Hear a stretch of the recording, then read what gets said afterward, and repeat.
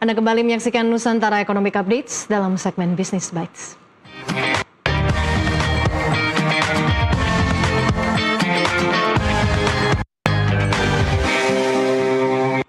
Lebih dari 380.000 orang telah mendaftar dalam proses rekrutmen manajer koperasi Desa Kelurahan Merah Putih dan pengelola Kampung Nelayan Merah Putih. Pemerintah menjamin proses rekrutmen berjalan terbuka dan profesional serta berbasis kompetensi.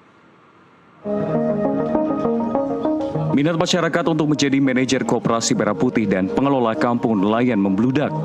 Sebanyak 380.830 orang telah mendaftar, terdiri dari 220.364 untuk posisi manajer koperasi desa Kelurahan Merah Putih dan 64.000 sebagai pengelola kampung nelayan Merah Putih. Tingginya animo masyarakat bahkan sempat membuat sistem pendaftaran mengalami gangguan karena lonjakan akses yang sangat besar. Kendati demikian, Menteri Koordinator Bidang Pangan Zulkifli Hasan menyatakan proses rekrutmen akan berjalan transparan dan berbasis kompetensi sehingga seluruh peserta mendapat perlakuan yang adil serta profesional. Jadi yang sudah mendaftar totalnya 383.830. Bahwa ini kita menyatakan memang pendaftaran terbuka, transparan, jujur dan tidak ada yang menjamin bisa diterima. Ya terbuka apa adanya saja. Jadi sudah 383.830 terdiri dari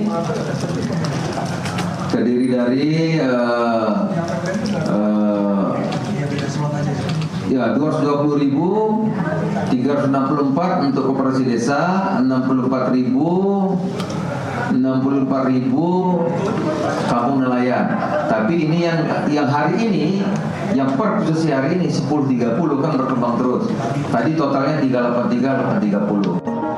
Dalam tahap pertama ini, pemerintah membuka 35.476 formasi pegawai BUMN terdiri dari 30.000 manajer koperasi desa Kelurahan Merah Putih di bawah PT Agrinas Pangan Nusantara, sedangkan 5.476 pengelola kampung nelayan Merah Putih di PT Agrinas Jaladri Nusantara. Peserta yang lolos akan menjadi pegawai BUMN dengan skema perjanjian kerja waktu tertentu atau PKWT. Dari Jakarta, Muhammad Ridwan, jurnalis NTV melaporkan. Dan untuk membahas terkait masa depan Koperasi Desa Merah Putih sudah bergabung bersama kami Panel Barus, Deputi Bidang Pengembangan Usaha Koperasi Kementerian Koperasi.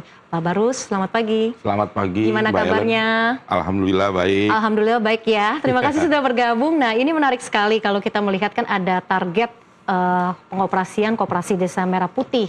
Sejauh ini seperti apa Pak gambarannya dari angka progres pembangunannya dan juga sudah kira-kira ada berapa nih yang telah beroperasi?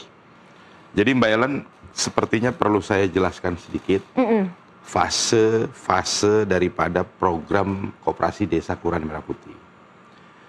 Program Koperasi Desa Kelurahan Merah Putih ini didorong oleh pemerintah Presiden Prabowo Subianto di bulan Maret, ya Maret 2025 dan bergulir. Fase-fasenya itu kurang lebih kita gambarkan dalam 3 fase lah. Fase pertama itu di Maret 2025 sampai dengan Juli, itu fase pertama, fase pembentukan kelembagaan. Jadi waktu itu kita dorong masyarakat desa membentuk koperasi di desanya masing-masing. Itu fase pertama ya, fase pembentukan.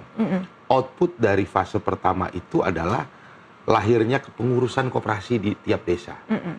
Berarti sekarang kita udah di fase kedua ya? Kita mau masuk ke fase ketiga nanti. Fase ketiga. Nah, okay. Fase pertama itu pembentukan. Outputnya ada koperasi, punya badan hukum, punya pengurus. Nah, fase pertama selesai di Juli 2025. Itu ditandai dengan launching kelembagaan koperasi di Klaten waktu itu oleh Bapak Presiden. Nah, setelah fase pertama selesai, lalu seharusnya kan ini didorong bagaimana kelembagaan yang sudah ada pengurusnya ini bisa beroperasional bisnisnya. Tapi dilihat oleh Bapak Presiden, Koperasi Desa Kelurahan Merah Putih ini sepertinya sarana dan prasarana untuk bisnisnya belum cukup, belum memadai. Sehingga waktu itu di sekitar bulan Oktober dikeluarkanlah oleh Bapak Presiden Inpres nomor 17. Jadi fase pertama pembentukan itu ada Inpres nomor 9, Mbak. Ya, soal percepatan pembentukan kelembagaan. Nah, di fase kedua, fase pembangunan fisik, keluarlah Inpres 17. Oke. Percepatan pembangunan fisik, gerai, gudang, dan kelengkapan untuk koperasi desa Kelurahan Merah Putih. Secara angka update-nya Itu. berapa nih Pak kira-kira? Kalau angka pembangunan ya sampai dengan hari ini yang sedang dibangun itu sudah menyentuh angka 35 ribuan. Ya, yang sedang dibangun. Iya.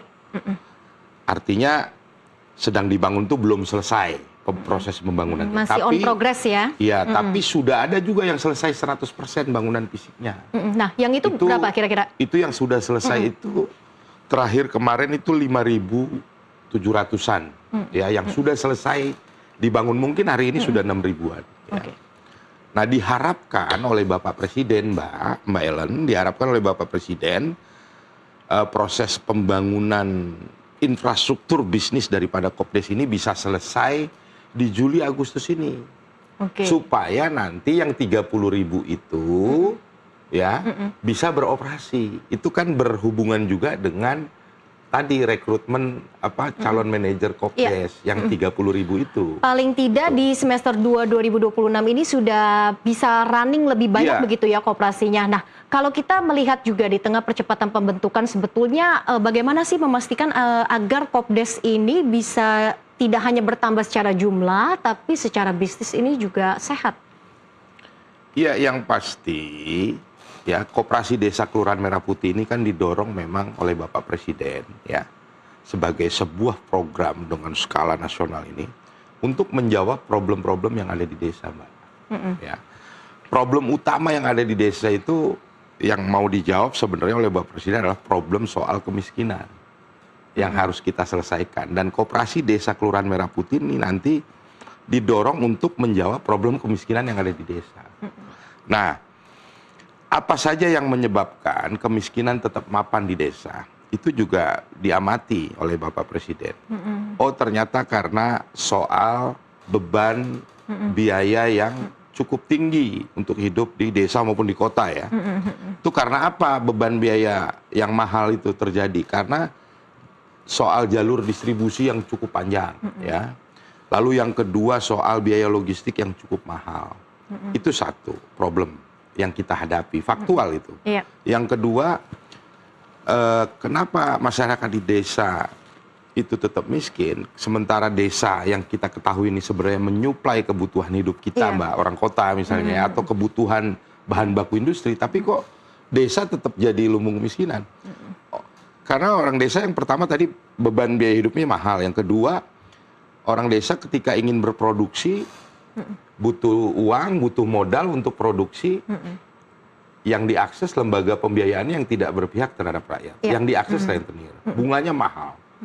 Akhirnya pola hidup masyarakat kita yang hidup di desa ini gali lubang tutup lubang. Lalu yang ketiga ya, setelah mereka berproduksi pinjam duit sama rentenir tadi, bunganya mahal ya.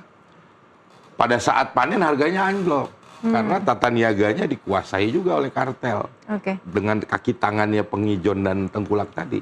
Ini yang menyebabkan akhirnya kemiskinan nggak beres-beres. Menyambung apa yang disampaikan itu juga. Yang ingin dijawab oleh itu yang ingin dijawab ya. Oleh Koperasi Desa Kelurahan Yang jadi Merah Putih. tujuan begitu dari Kopdes Merah Putih. Menyambung apa yang disampaikan tadi oleh Pak Barus, ini kan sekarang udah ada skema pembiayaan juga ya untuk Kopdes yang baru mulai. Nah, sebetulnya bisa dijelaskan seperti apa sih skema pembiayaan untuk Kopdes yang benar-benar baru ingin mulai beroperasi? Iya, jadi ini saya sebenarnya perlu teruskan yang tadi ya. Iya. Jadi dari 3 problem utama itu, makanya Presiden dalam Impres 9 soal koperasi ini, dia mendorong ya supaya nanti ke depan Kopdes bisa menjalankan 6 bisnis. Ya, 6 bisnis. 1, Kopdes nanti akan membuka toko sembako untuk kebutuhan masyarakat. Lalu yang kedua, Kopdes nanti juga punya unit simpan pinjam, Mbak. Unit simpan pinjam di sini harus dimaknai bahwa Kopdes diharapkan bisa memberikan kredit modal kerja dengan bunga yang murah untuk menjawab problem tadi. Iya kan? Jadi toko sembakonya jualannya harus murah, terus unit simpan pinjamnya harus bisa memberikan kredit modal kerja buat warga desa supaya tidak kerentenir seperti itu. Lalu yang ketiga, Kopdes itu kan dilengkapi dengan gudang dan truk, ya, truk dan sarana transportasi tadi. Supaya apa? Supaya nanti saat hasil produksi itu panen, itu bisa dijemput di lokasi panen, di sawah, di kebun, dikirim ke gudang, dikirim ke pasar. Nah, seperti itu maksud daripada kenapa Kopdes harus menjalankan poin-poin tadi yang tergambar dalam Inpres 9. Oke, ini menarik. Apakah sudah ada hitung-hitungan dari potensi pendapatan dari Kopdes ini, mungkin per tahun atau per semester, per kuartal, seperti apa? Iya, tentu karena ini bentuknya adalah koperasi, ya, basisnya adalah membership, keanggotaan di satu desa, maka skala bisnis daripada koperasi itu sangat ditentukan dari keanggotaan warga desa dalam koperasi desa Kelurahan Merah Putih itu. Kalau ditanya seberapa besar nanti omsetnya, skala bisnisnya seperti apa, ya skala bisnisnya skala desa. Seperti apa skala desa itu ya tergantung jumlah penduduk di desa itu. Karena tadi koperasi ini basisnya adalah membership, keanggotaan. Jadi bisa sangat besar kalau dia mengelola semua kebutuhan masyarakat di desa itu. Ya, untuk di desa-desa di Jawa ini kan populasinya cukup padat juga. Satu desa bisa ada yang 10.000, 20.000 penduduknya. Dan itu yang diharapkan bisa dikelola sebagai sebuah potensi bisnis oleh koperasi desa Kelurahan Merah Putih. Oke, dengan skema pembiayaan juga nih ya Pak ya, anggota koperasi artinya kan ini bisa membayar dari sisi permodalan kan secara dicicil gitu. Nah ini kan juga melalui dana desa. Bisa pembiayaannya itu dengan pinjaman kemudian dibayar dengan cicil. Ini ada skema pembiayaan yang dari mana nih? Dari permodalan koperasi desa Merah Putih. Maksudnya masyarakat desa minjem uang ke Kopdes atau gimana? Enggak, atau Kopdes anggota koperasi desa. Anggota koperasi desa Merah Putih. Pinjam modal kerja ke Kopdes, kemudian dicicil. Iya. Ya, itu bagaimana itu sebetulnya skemanya yang perlu diperjelas itu nantinya agar ini kan nanti lewat dana desa nih. Bagaimana juga memitigasi ada risiko mungkin seperti gagal bayar gitu Pak? Enggak. Yang tadi beda dengan urusan dana desa, jangan dicampur aduk. Iya. Tadi kalau saya bilang koperasi desa Kelurahan Merah Putih punya unit simpan pinjam, itu misinya adalah koperasi desa Kelurahan Merah Putih harus bisa menyediakan kredit modal kerja bagi anggotanya, bagi warga desa. Kan anggotanya warga desa. Iya. Jadi kalau warga desa itu mau bercocok tanam, nanam sesuatu, butuh modal, butuh uang, jangan kerentenir lagi. Dia bisa minjemnya ke koperasi desa. Ini untuk pengoperasiannya Pak. Jadi secara overall keseluruhannya, pertanyaannya adalah bagaimana memitigasi risikonya aja? Mitigasi risiko.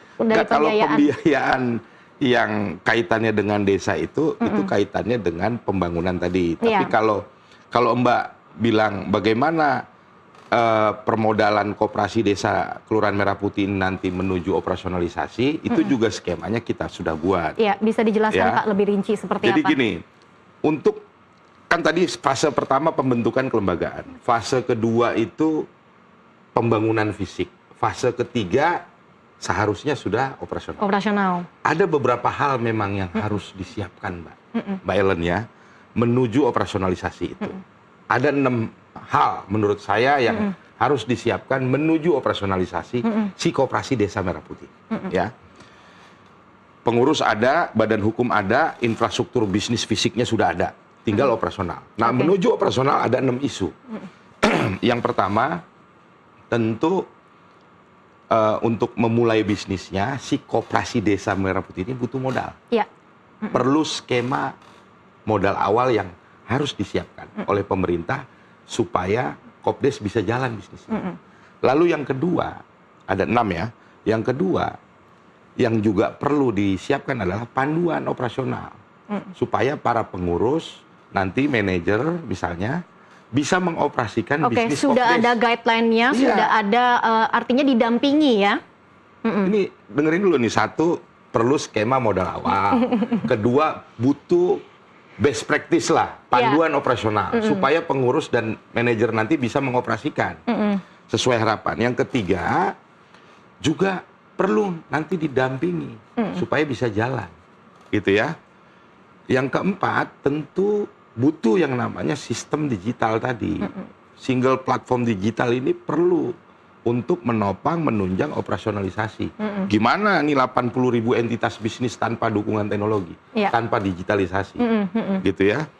Mbak nanti nanya potensi fraud apa segala macam, tanpa digitalisasi gimana, gitu loh. Yang kelima juga yang tidak kalah pentingnya untuk operasional 30.000 nanti bulan Agustus adalah soal hub. Hub di kabupaten. Tanpa hub di kabupaten, ini sulit operasional. Oke, lengkap dan sekali. yang keenam ini juga penting.